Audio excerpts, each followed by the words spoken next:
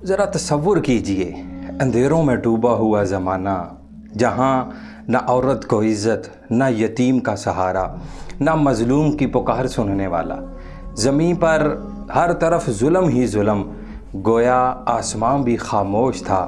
اور پھر وہ لمحہ آیا کہ فلک کے نظارے جگمگانے لگے، زمین کی بہاریں لوٹ آئیں، غم کے مارے اٹھ کھڑے ہوئے، کیونکہ رحمت دو عالم صلی اللہ علیہ وآلہ وسلم تشریف لے آئے۔ حضور سرور کائنات صلی اللہ علیہ وآلہ وسلم کی آمد صرف ایک بچے کی ولادت نہیں تھی، یہ ایک انسانیت کے لیے نجات کا اعلان تھا۔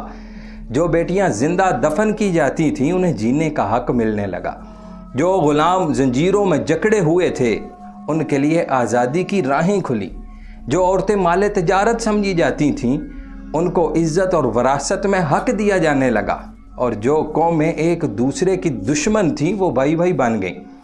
نبی کریم صلی اللہ علیہ وآلہ وسلم کے آنے سے زمین ظلمتوں سے نکل کر روشنی میں نہا گئی۔ قرآن مجید نے اس انقلاب کو یوں بیان فرمایا یخرجہم من الظلمات الی النور، فرمایا اللہ تبارک و تعالی اپنے رسول کے ذریعے لوگوں کو اندھیروں سے روشنی کی طرف نکالتا ہے۔ سرکار دو عالم صلی اللہ علیہ وآلہ وسلم کی آمد پر صرف انسان ہی خوش نہ ہوئے بلکہ فلک کے تارے خوشی سے جھوم اٹھے، زمین کے درخت نعت بن گئے، ہوائیں خوشبو بن کر چلنے لگیں۔ مدینہ کی گلیوں میں جب سرکار دو عالم صلی اللہ علیہ وآلہ وسلم تشریف لائے تو بچے اشعار پڑھ کر انہوں نے استقبال کیا تھا۔ طالع البدر علینا من ثنیات الوداع، کہنے لگے ہمارے اوپر چاند طلوع ہو گیا۔ کائنات نے گویا کہا اٹھو غم کے مارو حضور آ گئے ہیں۔ مدینہ کا ایک ایک شخص بار بار نبی کریم صلی اللہ علیہ وآلہ وسلم کو تکلیف دیتا تھا۔ ایک دن بیمار ہوا نا تو آپ صلی اللہ علیہ وآلہ وسلم اس کی عیادت کے لیے گئے۔ وہ حیران رہ گیا اور بولا آپ میرے دشمن ہو کر بھی میرے پاس آئے؟ تو حضور نے فرمایا میں دشمنی کرنے نہیں، میں تو خیرخواہی کرنے آیا ہوں۔ یہی ہے حضور کی آمد کا پیغام کہ نفرت کو محبت میں بدل دینا۔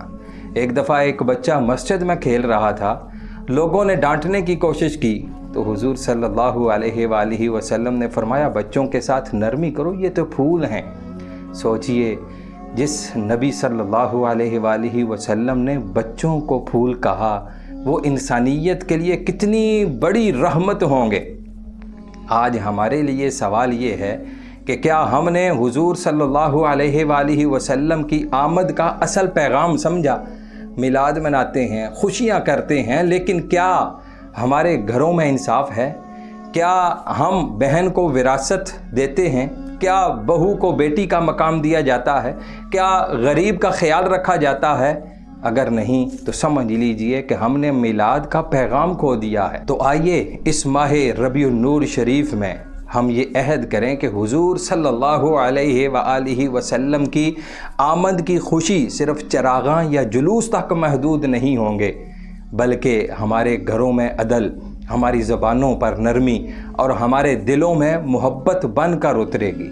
اللہ تبارک و تعالی ہمیں سچی محبت رسول صلی اللہ علیہ وآلہ وسلم عطا فرمائے، ہمارے گھروں کو نور مصطفیٰ صلی اللہ علیہ وآلہ وسلم سے روشن کر دے اور ہمیں آقا کریم صلی اللہ علیہ وآلہ وسلم کی سیرت پر چلنے والا بنا دے۔